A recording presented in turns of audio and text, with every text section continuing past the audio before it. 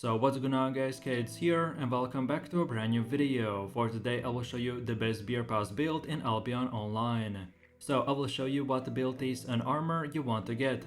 Then I will explain every single skill and what is the best skill rotation that you want to use for both PvP and PvE. And then lastly I will show you the best gameplay so you would be able to get the best results and highest damage possible and much more. So no matter how much silver you have or how high or low your weapon levels are, you can easily use this build and follow the step-by-step guide. So if this sounds interesting to you, then let's get right into it.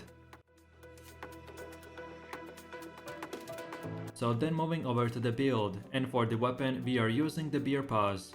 I personally have been playing this weapon for years now, and it is my most favorite one, because of its simple and easy playstyle. Then as well the ability to do damage within few seconds, and then lastly this build is good for chasing down enemies and as well for farming monsters. So like most of my builds, this setup is good for PvP and PvE, and most importantly, all skills and gear can be used with low levels and even tier 4 equipment.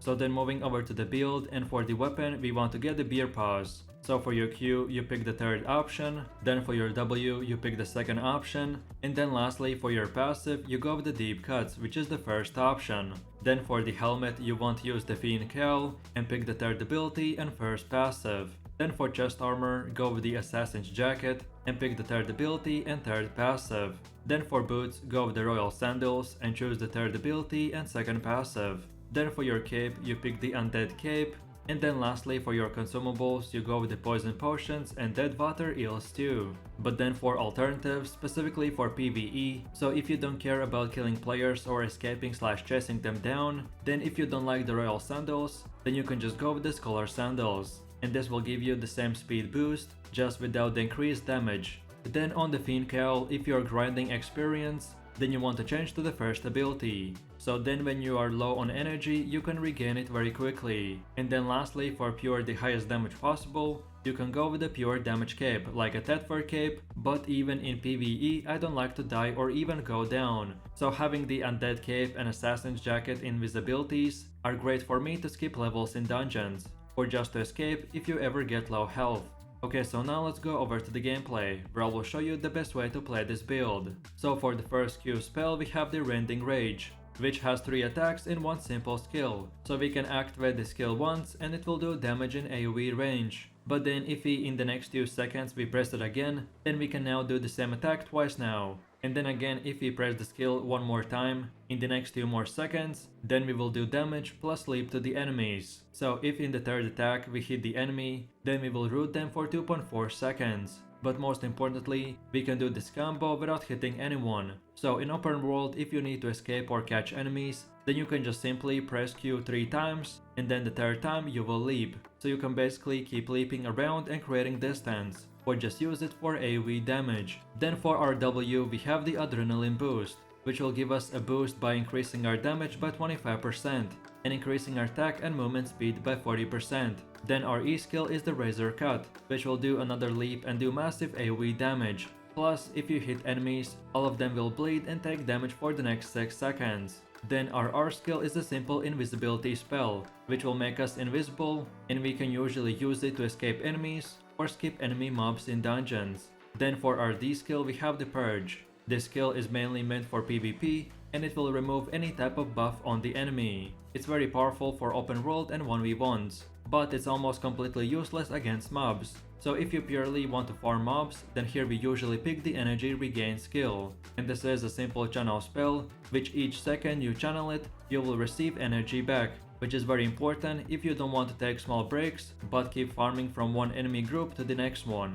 And then finally we have the F skill, which will give us 75% movement speed and increase our damage by 15%.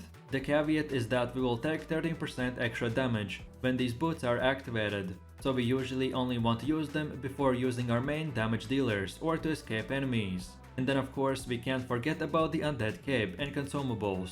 So the cape will protect us that if we drop below 15% HP, we will become invisible. Then our stew will increase our damage and reduce cooldowns, so we can keep using our damage abilities more often. Then our poison potions is just meant as one extra thing we can throw at the enemy and do more damage. And then lastly, just in case, we have the cabbage soup. So no matter if you're in PvE or PvP, you can always run away for a second, then use the soup and regain your health in few seconds if you again don't get hit. But again, only use it if you're in real trouble, because these foods won't stack. So if you don't want your stew effect to disappear, then don't use the cabbage soup and only bring 1 or 2 for safety. So with all of this said, now let's move over to the rotation, and PvE and PvP basically work the same way. So then for your rotation at the beginning of the fight, you want to activate the Royal Sandals, then activate the W skill, and then from here just use your Q 3 times, and then finish it off with your E skill.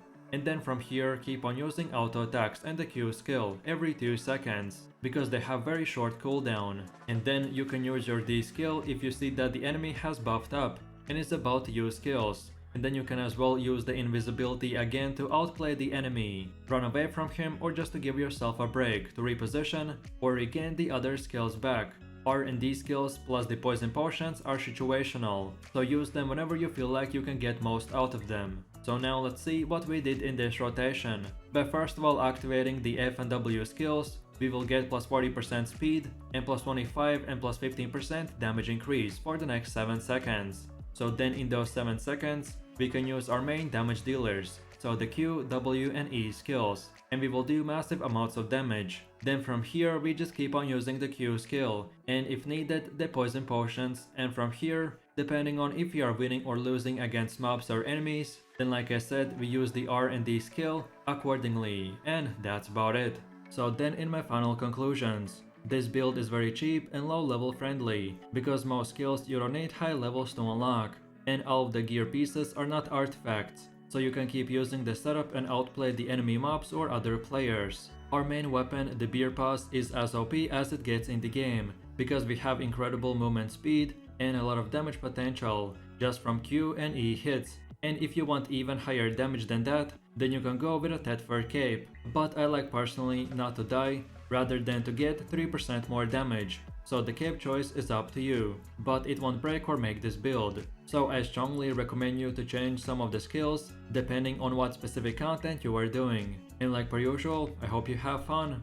So with that said, I really do appreciate everyone for watching guys, and I hope you enjoyed it. If you have any suggestions, feedback or other good Albion online builds that you would like to see in the next video, then feel free to leave your comments in the comment section down below. And while you're doing that, please click like, subscribe and enable that notification bell, so this way you could support the channel and you won't miss any more amazing content. With all of this said, you have an amazing day and I will see you in my next video, so take it easy, peace.